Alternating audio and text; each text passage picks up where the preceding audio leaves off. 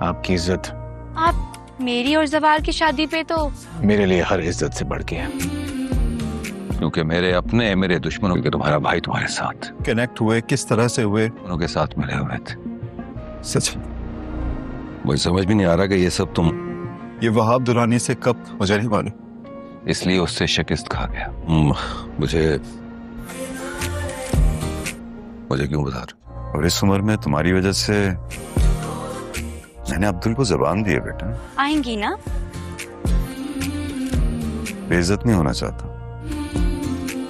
جس طرح سے ہم نے پچھلی ویڈیو میں ڈسکس کیا تھا کہ زوار اپنے باپ کی مرضی سے ہٹ کر پارس کو نہیں اپنا سکتا، تو اگلی ایپیسوڈ میں ٹھیک آپ ویسا ہی دیکھنے والے ہیں کہ اعجاز بخت ایموشنلی بلیک میل کر کے زوار کو ریشم کے ساتھ شادی کرنے کے لیے راضی کر لے گا. کیونکہ زوار اگر نہ بولے بھی تو کیوں، کیونکہ ایک طرف اس کے باپ کی عزت ہوگی اور دوسری طرف ایک ایسی محبت ہوگی جس کا ابھی تک اظہار بھی نہیں ہوا. زوار کے اس طرح سے ہاں بولنے کی وجہ سے ریشم کو بھی کافی زیادہ کانفیڈنس آ جائے گا اور وہ مریم کی شادی کے دوران بار بار پارس کو یہی کہہ کر تنگ کرے گی کہ جس طرح سے وہ مریم کی شادی میں انجوائے کر رہی ہے، اس سے زیادہ مزہ ریشم اور زوار کی شادی میں آنے والا ہے.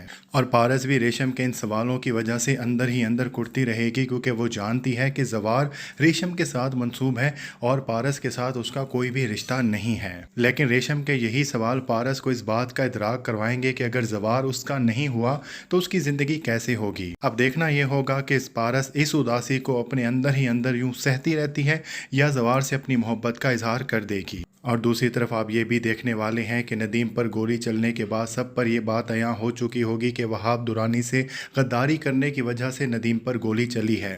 اور باتوں ہی باتوں میں یہاں پر بہزاد خان بھی اپنی بہن سے یہی شکوہ کرنے والا ہے کہ اس کی بیٹی اس دنیا میں اسی لیے نہیں رہی کیونکہ اس کے اپنے اس کے ساتھ نہیں تھے، جبکہ دوسری طرف بہزاد خان نے اپنوں کا ہمیشہ ساتھ دیا ہے، اسی لیے اتنا زیادہ نقصان نہیں ہوا. اور ان ساری باتوں کے بعد آفتاب اپنے ماموں کو یہی کہنے والا ہے کہ اسے اس بات کا علم نہیں تھا کہ اس کا باپ کب وہاب درانی سے کانٹیکٹ میں رہا. آفتاب سارا ملبہ اپنے باپ پر ڈال کے اپنے کپڑے جھاڑنے کی بھرپور کوشش کرے گا، لیکن بہزاد خان کو اس بات کا اچھی طرح سے اندازہ ہے کہ آفتاب اعتبار کے قابل نہیں ہے، اس لیے وہ آفتاب کی باتوں کو زیادہ سیریس نہیں لینے والا.